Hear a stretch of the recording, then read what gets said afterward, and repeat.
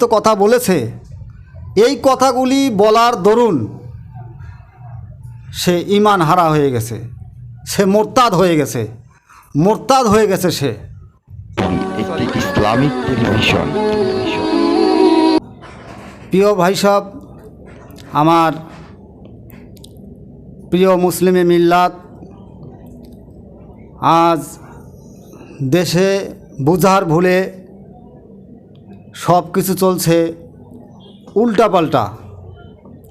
আজকে আমাদের দেশে, এই ভারতবর্ষ, সব কিছু নামকে চেঞ্জ করে উল্টা অন্য নাম দিয়ে চালিয়ে দেওয়া হচ্ছে। যেমন আমাদের দেশে আমরা যেমন দর্জি বলি, এই দর্জি হলো কাপড় বানায়, তাদেরকে আমরা খলিফা বলি। আসলে যারা কাপড় কাটে, কাপড় বানায়, তাদের নাম হলো দর্জি, কাপড়ের কাজ করে। আর এদেরকে আমরা কি বলি?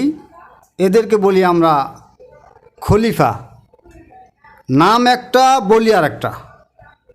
আসুন, আজ আমাদের দেশের কিছু প্রথা, সেই পূর্বকাল থেকে এই কথাগুলি আমাদের দেশে আমরা উল্টাভাবে চালিয়ে দিচ্ছি।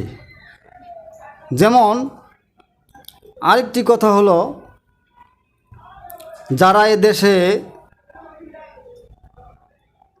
সুপ্রিম কোর্টে যারা বিচারক, তাদেরকে আমরা এই সুপ্রিম কোর্টের যে বিচারক, যিনি বিচার করে,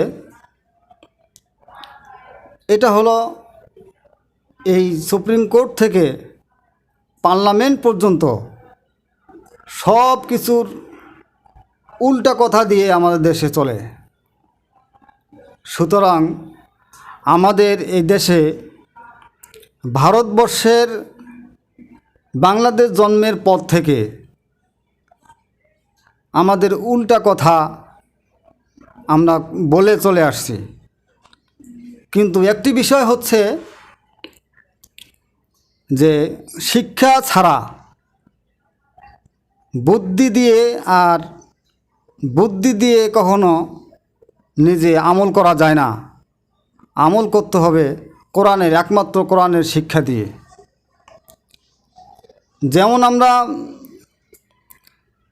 দর্জিকে খলিফা বলি,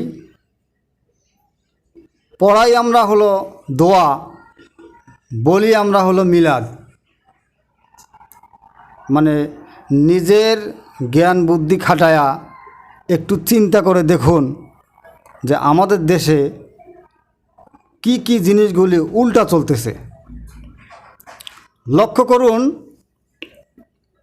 এখনকার আমাদের যে সমাজের যেই অবস্থা, যারা ইসলাম নিয়ে কটূক্তি করছে, যারা ইসলাম নিয়ে কটূক্তি করছে, তারা কোন জাতের মানুষ, কোন ধর্মের মানুষ, তারা কোন ক্যাটাগরির মানুষ, কোথায় তারা লেখাপড়া করেছে, কোথায় তারা বসবাস করেছে, কার সঙ্গে বসবাস করেছে, কার বুদ্ধি দিয়ে চলে, এটা সে নিজেও জানে না। সুতরাং যারা নাকি ইদানিং একটি লোক পার্লামেন্ট সদস্য, সংসদ সদস্য,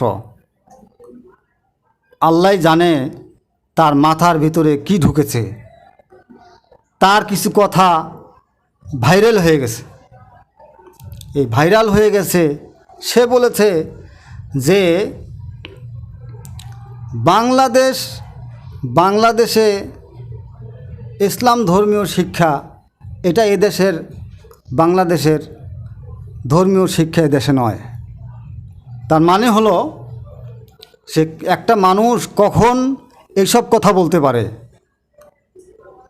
ধর্মীয় শিক্ষা ব্যবস্থা, ইসলাম ধর্ম, এটা সবার জন্য শান্তি, শুধু মুসলিমদের জন্য শান্তি নয়, ইসলাম ধর্ম হিন্দু ধর্মের জন্য শান্তি, ইসলাম ধর্ম বৌদ্ধ ধর্মের জন্য শান্তি, ইসলাম ধর্ম তারপরে খ্রিস্টান ধর্মের জন্য শান্তি। যত ধর্ম আছে সকল ধর্মের শান্তি দিতে পারে একমাত্র ইসলাম ধর্ম। আর এই ইসলাম ধর্মকে কটূক্তি করে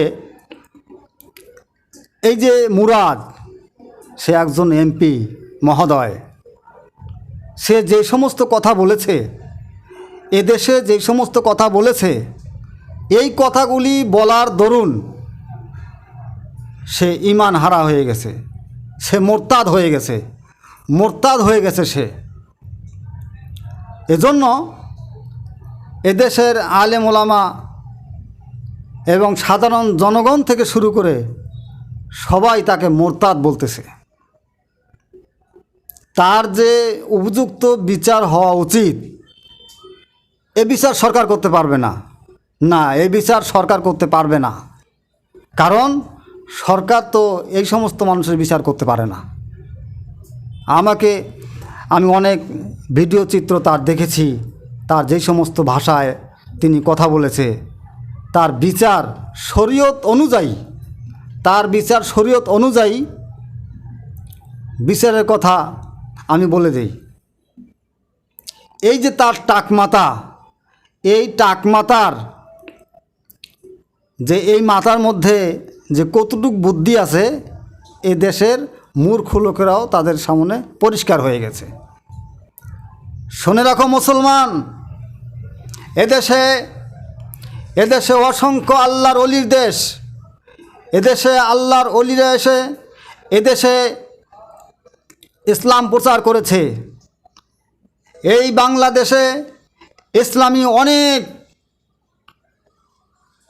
শাসন এবং ইসলামী দল রয়েছে, ইসলামী সংগঠন রয়েছে। এই সমস্ত ইসলামী সংগঠনের কাজ হলো যে আল্লাহর দ্বীন কি করে জমিনে প্রতিষ্ঠা হবে, এই চেষ্টা তারা করে যাচ্ছে। মুরাদ, মিস্টার মুরাদ, তার নামটা তো বলা ঠিক না, তার নামটা বলাও ঠিক না। তারপরেও মিস্টার শয়তান বলা দরকার, মুরাদ নয়, মিস্টার শয়তান। এই মিস্টার শয়তানের বিচার হওয়া চাই কেমন? শরীয়ত অনুযায়ী যদি তার বিচার করা হয়, মুসলমান তাকে মারতে পারবে না। তার বিচার কারের দিকে মারতে হবে?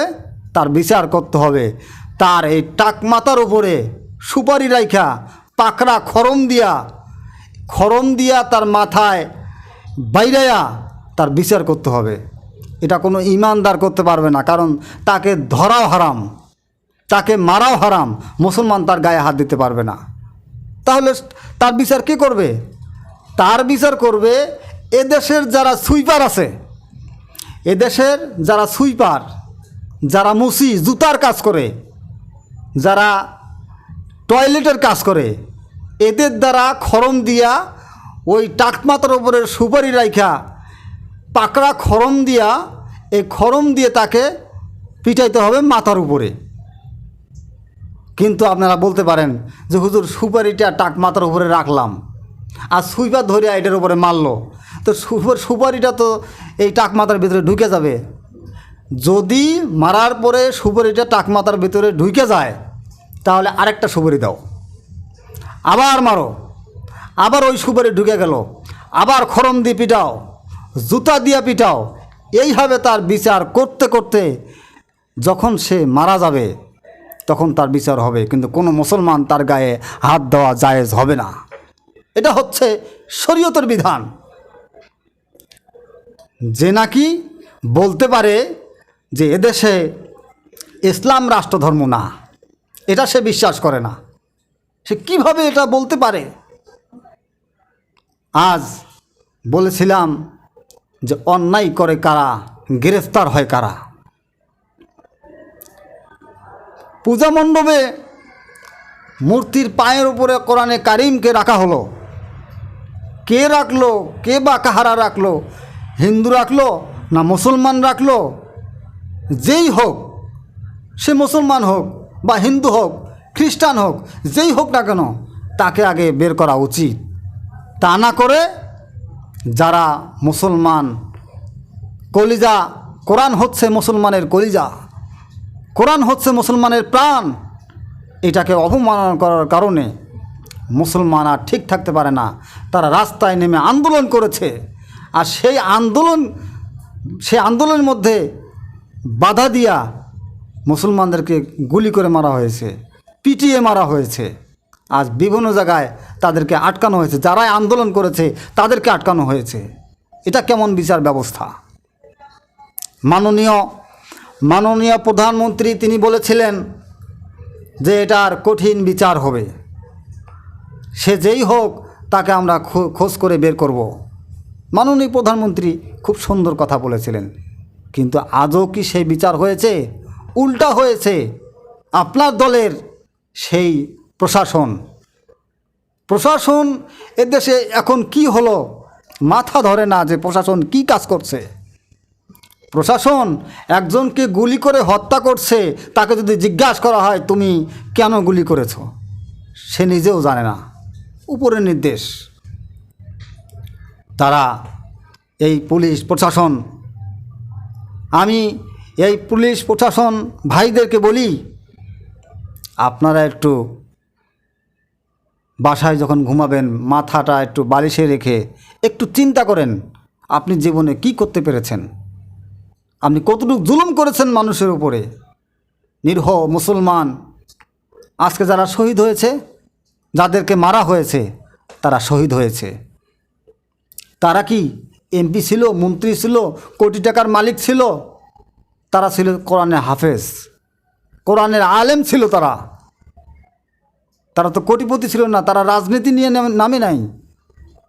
কোরআনের অপমাননা করা হয়েছে, এই জন্য তারা নিজেকে ঠিক না রাখতে পেরে তারা একটু আন্দোলন করেছে।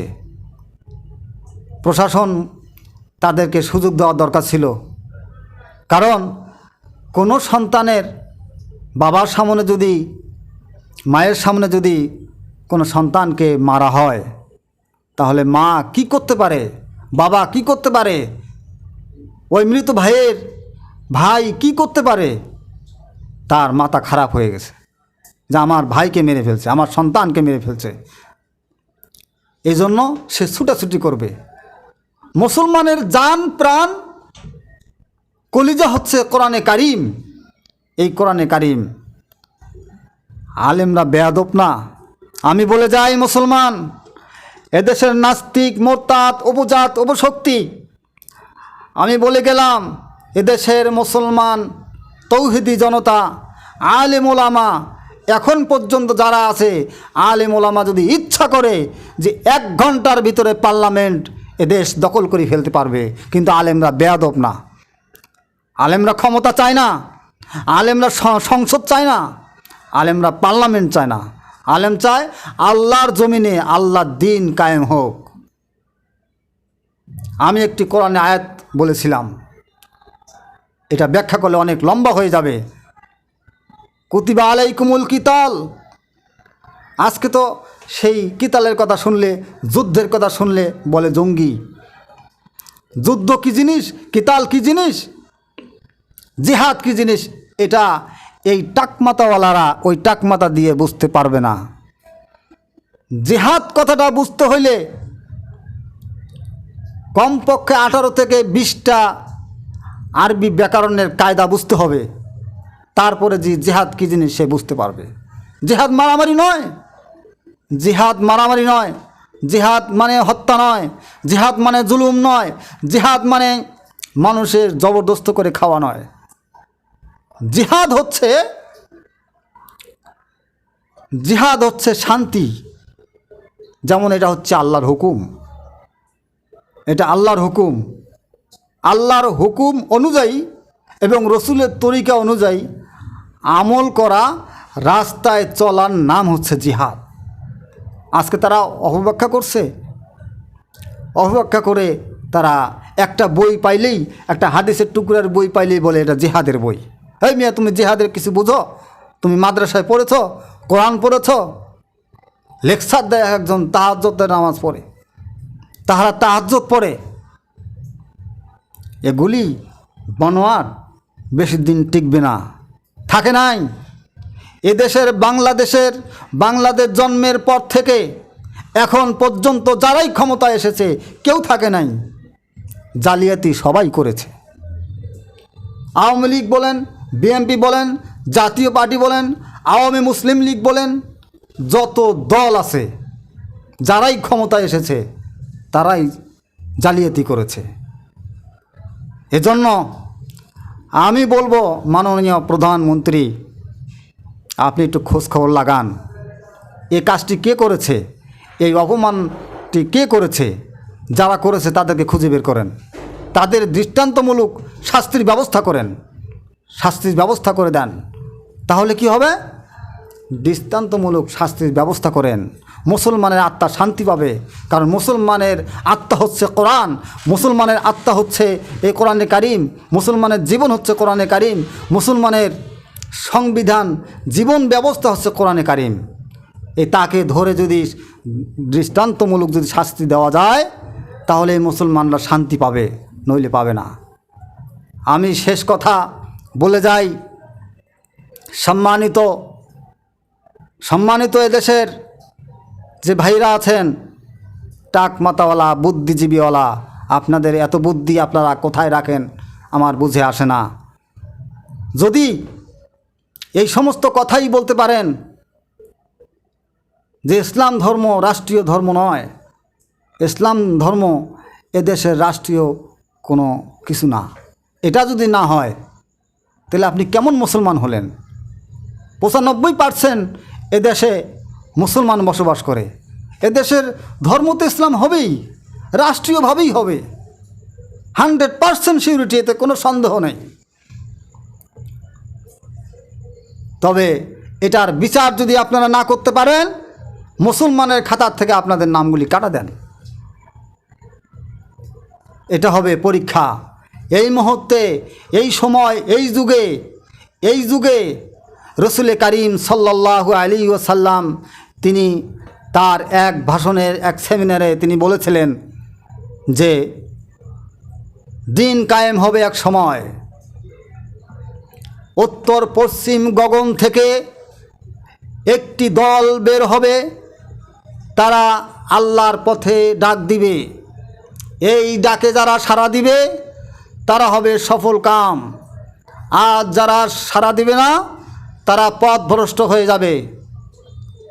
উত্তর পশ্চিম কোণে কারা বসবাস করছে খেয়াল করে দেখুন। কালিমার ঝান্ডা নিয়ে তারা ইসলাম প্রচার করছে, জান মাল সম্পদ জীবন দিয়ে তারা ইসলামের কাজ করে যাচ্ছে। মুসলমান এখন পর্যন্ত ঘুমায় নাই। আপনারা ভেবেছেন, এই টাকমাতা দিয়ে চিন্তা করেছেন যে মুসলমান ঘুমিয়ে গেছে? মুসলমান ঘুমায় নাই, আপনি দেখছেন ঘুমায় গেছে, কিন্তু মুসলমান জাগলে এক গ্লাস পানি খাওয়ার তোমার কোনো শক্তি থাকবে না, এদেশে কোনো নাস্তিক থাকতে পারবে না। ইসলামের পতাকা মুসলমানের হাতে চলে আসবে। এদেশে বাংলাদেশে 2টি পতাকা উত্তোলন হবে। হে দেশের জনগণ, আমি বলে গেলাম, এদেশে 2টি পতাকা উত্তোলন হবে।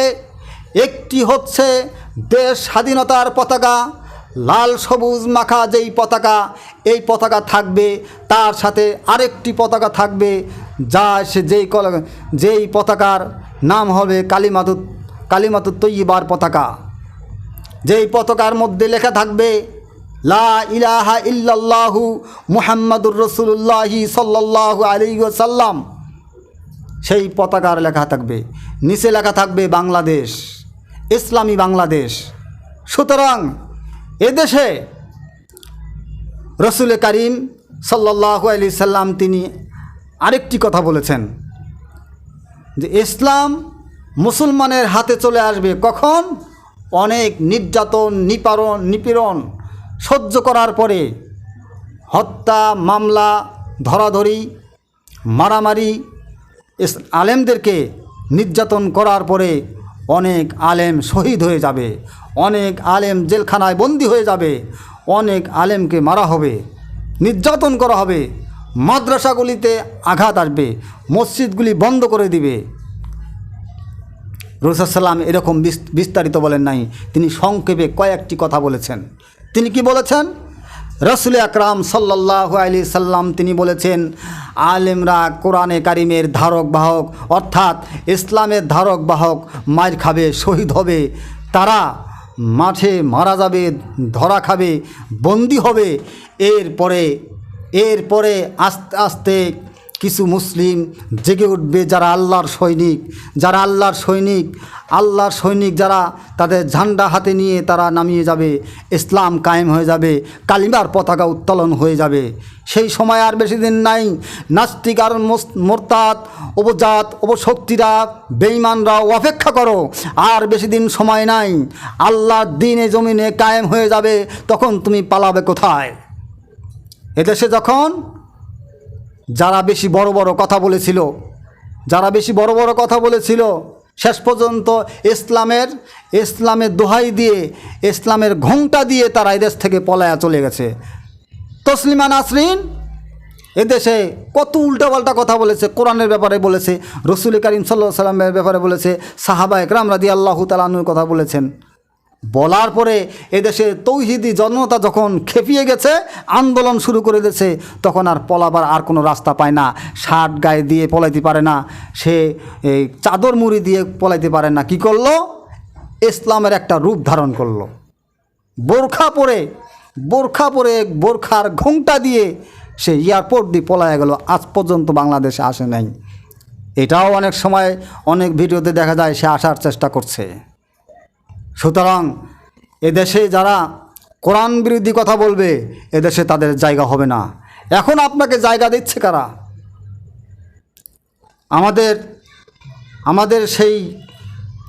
আমাদের জনপ্রিয় একজন আমাদের এক শায়েখ, তিনি বলেছিলেন, শেখ মুজিবের কথা বলেছিলেন। শেখ মুজিবুর রহমান, যার জনপ্রিয়তা আকাশচুম্বী, আর এই আকাশচুম্বী জনপ্রিয়তা থেকে মাটির সাথে ধসিয়ে দিয়েছে কারা? তাদেরকে আপনি মন্ত্রী বানায়েছেন। আবার বলি আমি, শেখ মুজিবুর রহমান যার জনপ্রিয়তা আকাশচুম্বী ছিল, আকাশচুম্বী জনপ্রিয়তা থেকে মাটির সাথে ধসিয়ে দিয়েছে কারা? তাদেরকে আপনি মন্ত্রী বানায়েছেন। মাননীয় প্রধানমন্ত্রী, আমি বিনয়ের সাথে সম্মানের সঙ্গে আমি বলতে চাই, তাদেরকে আপনি মন্ত্রী বানায়েছেন। আপনার বাবা একটা আদর্শবান মানুষ ছিল, যার জনপ্রিয়তা ছিল এত বেশি, কিন্তু তিনি যখন ইন্তেকাল হওয়ার পরে দুঃখের বিষয়, জানাজা করার মতো লোক পাওয়া যায় নাই। এটা কারা করেছে? এই মন্ত্রীরা করেছে, এই এমপিরা করেছে। কেন করেছে? যে তারা জনগণ থেকে, শেখ মুজিবুর রহমান ওনাকে বিচ্ছিন্ন করেছে জনগণ থেকে বিচ্ছিন্ন করার পর তখন তারা আর আসে নাই। এরা আপনার বাবাকে যেমন জনগণ থেকে বিচ্ছিন্ন করে দিয়েছিল, এই এমপি মন্ত্রীরা ঠিক তেমনিভাবে মনে রাখুন, সাবধান থাকুন। আপনি সরকার, আপনি দেশের প্রেসিডেন্ট, আপনি প্রধানমন্ত্রী, আপনার কানকে সজাগ রাখতে হবে। এই এমপি মন্ত্রীরা আপনার অধঃপতন করে ছাড়বে। কারণ আপনার মন্ত্রী, আপনার এমপি, সে যে সমস্ত কথা বলেছে যে ইসলাম এদেশের রাষ্ট্রীয় ধর্ম না, এটা সে বিশ্বাস করে না, এই কথা দ্বারা ইসলামকে অপমান করেছে। এই কথা দ্বারা প্রধানমন্ত্রী এদেশের সরকারকে অপমান করেছে।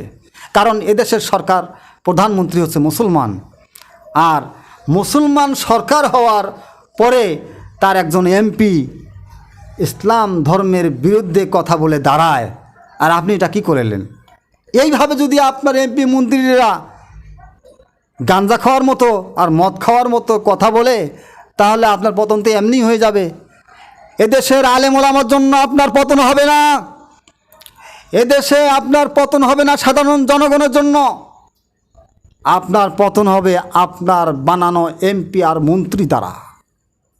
সেই জন্য আপনি পদক্ষেপ নিন। এদেশে যারা অন্যায়ভাবে, এদেশে যারা উকি মেরে যে কথাগুলি বলেছে, আর যারা কোরআনের সঙ্গে বেয়াদবি করেছে, তাদের সঠিক বিচার চাই। তাদের সঠিক বিচার করুন, তাহলে দেখবেন জনগণের মনে, মুসলমানের আত্মার ভিতরে শান্তি পেয়ে যাবে।